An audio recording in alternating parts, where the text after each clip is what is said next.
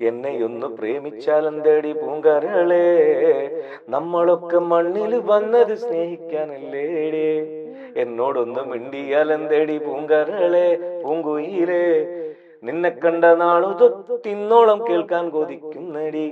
എന്നിട്ട് നമ്മൾ പാലാണ് പ്രേമം തേനാണ് പ്രേമം ഒക്കെ പറഞ്ഞല്ലോ. അപ്പൊ എന്നെ അടുത്ത് ജലാൽ പറഞ്ഞടാ, പ്രേമം കൊണ്ട് കുടുങ്ങി അന്നി പറഞ്ഞ ആൾക്കാരിൽ പെട്ടാണ് നീ. അപ്പൊ അങ്ങനെയുള്ള ആൾ, ഞാൻ പറയും ഇതേ പാട്ടിൽ തന്നെ നമുക്കൊരു ഹുക്ക് വെക്കാം, ആ ഒരു കോറസ് വെക്കാം. പ്രേമിച്ചോരെല്ലാം നാശത്തിലാണ്, പ്രേമം വിഷക്കനിയാണ്. ഇതൊക്കെ ഉദാഹരണം ഞാൻ പറയാൻ കാരണം പാട്ടുകൾ നിലനിൽക്കുന്നത് ഇതുകൊണ്ടാണ്.